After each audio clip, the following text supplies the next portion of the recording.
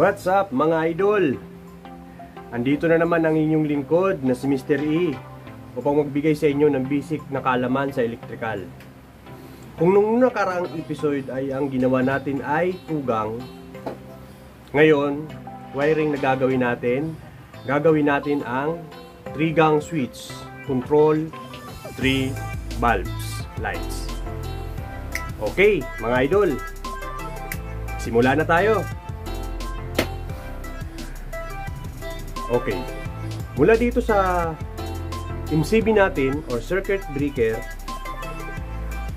yung neutral line papuntang ilaw, pagkonektahin muna natin sila lahat. Ito muna ang unahin nating connection. Okay, yun, lighting 1. And then, lighting 2.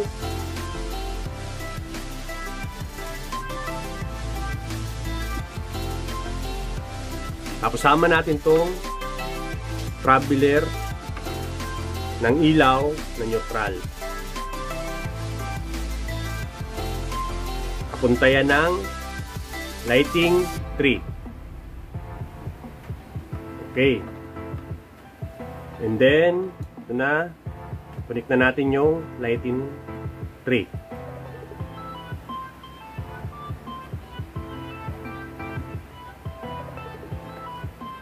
Okay. Basta lagi natin tatandaan mga idol, pagkagaling ng MCB or circuit breaker, ang lahat ng neutral line ay pupunta siya ng ilaw. Okay. Yan na. 1, 2, 3.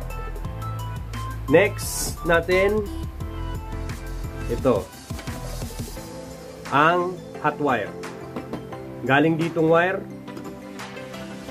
hot wire. Tugtong na natin, and then drop siya sa switch. May isa pa palang tawag dito sa hot wire na to pagdating sa switch.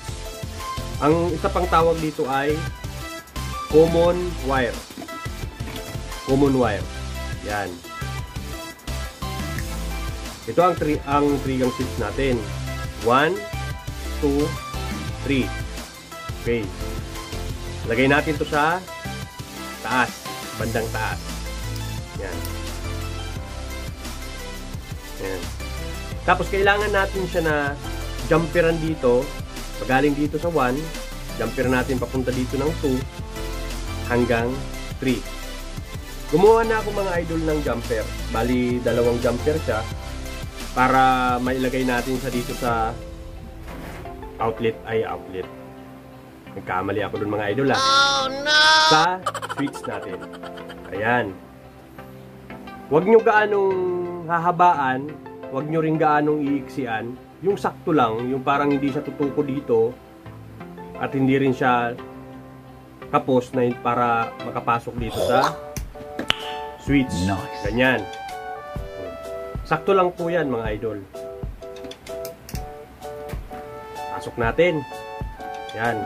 Kahit kamay lang po yan mga idol, papasok na yan. Basta sakto lang yung pagkakakat. Tapos, ito naman na isa.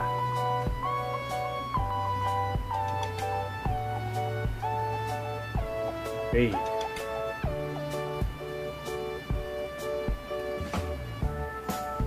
Yan, mga idol. Very nice. Basta tayo mga idol paglagay ng common line or hot wire. Okay? Next step, punta tayo sa connection ng traveler ng switch. Ito yung traveler ng switch. Lagay natin siya una sa switch number 1. Ito. Switch number 1. Tapos, ito yung number 1, switch Hanapin natin yung linya ng ilaw. And then, tap natin tong traveler sa line ay sa lighting number 1. Ayan. Okay na yan. Tapos na tayo sa lighting number 1. Sunod, traveler connect sa switch number 2. Traveler number 2 connect sa switch number 2. Ayan mga idol. Okay. Hanapin natin yung linya. Ito mga idol. Okay. Dahil ito yung wala siyang pat dito sa para dumaan sa tagos tayo sa kabilang siptakil. Gamit ang traveler wire. Yan. Ito. Traveler wire. Tapos, hanapin natin yung ilaw. Ito yung wire para sa lighting number 2. Yan, mga idol. Hanapin na tayo matapos. Ayan. Tapos na yung sa lighting number 2. Next natin, same ulit. Traveler number 3.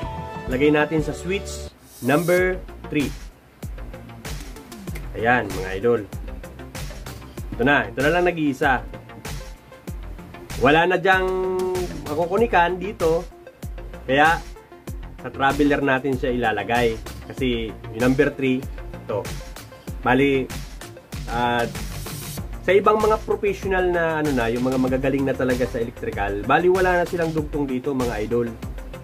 Pinapakita ko lang po sa inyo na yung kung paano yung dinudugtungan ko pa, gawa ng meron kasing junction box. Kumbaga sa pinapakita ko sa inyo kung saan sa dadaan. Kasi kung ipapakita ko sa inyo na yung wala talagang putol, dire-diretso yan pag ganun. Kasi ako pag nag-wire ako mga idol, wala talaga. Pag galbo, ito number 2, wala na ako ditong splicing. Dire-diretso na yan hanggang 2. Tapos, dire-diretso na. Yung splicing niyan, dito na lang. Kung saan yung drop ng ilaw, doon na yung splicing. Pero dahil sa inaano ko yung kung paano yung pagkasunod-sunod, kaya nag-i-splice tayo mga idol. Sundan nyo lang to mga idol. Malaking tulong po to sa pang-araw-araw. Kahit na mga kunting problema sa bahay, kaya nyo pong magawa regarding sa ilaw mga idol. Yan mga idol. Yung traveler number 3, diretso yan dito sa switch number 3, konektado siya sa traveler wire. Ito mga idol. Ngayon, hanapin natin yung traveler wire na didiretso siya sa junction box ng lighting number 3. Ito yun. Ayan. Okay.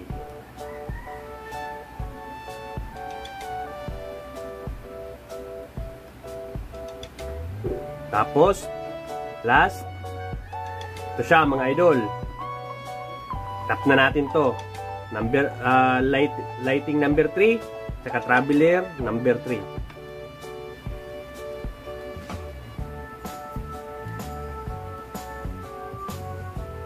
Ayun. Saglit lang mga idol. Tapos na tayo. Pag-hiwa-hiwalayin natin kasi mahirap na. Baka magkadikit at yan lang laging i-ano nyo mga idol. Na pag nagwa-wiring kayo, siguraduhin nyo na safe yung wiring nyo. Lalo na pag naglo-looping kayo ng wire dito sa may junction box, kailangang hindi sila yung magkakatabi kahit nasabihin natin na mayroon siyang electrical tape.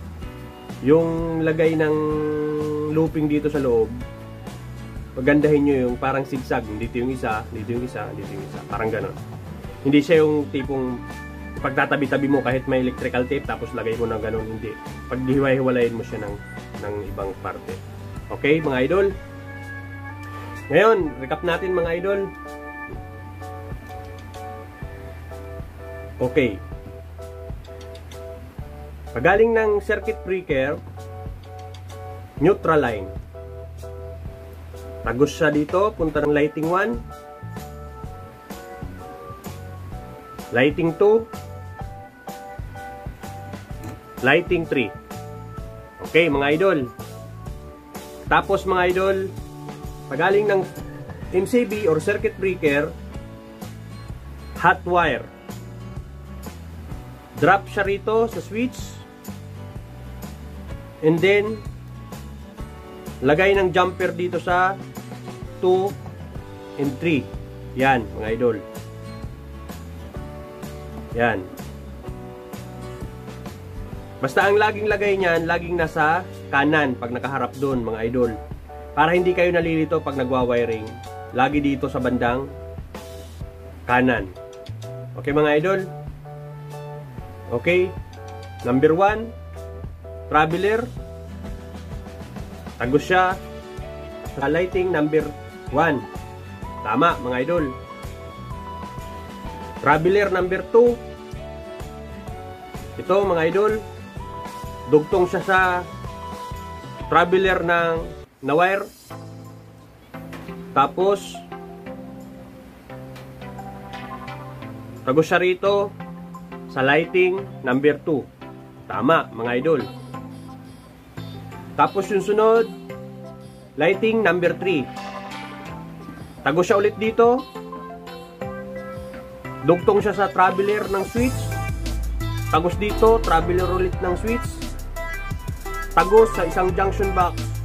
Tapos dugtong siya sa lighting number 3. Tama ulit, mga idol. Okay na, mga idol. Testing na natin. Ang bilis lang, no? Parang ano lang. Kumbaga sa ano, parang kailan lang. Okay. Yan ang mga idol. Energize na natin. Try natin kung okay ba yung connection natin or baka biglang, alam mo na, pumutok ba. Okay? Energize na natin, mga idol. Ayun. Okay. Switch number 1, switch number 2, and switch number 3. Okay, start tayo sa switch number 1. Yun, mga idol.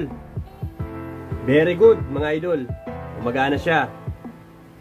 And then, switch number 2. Yun.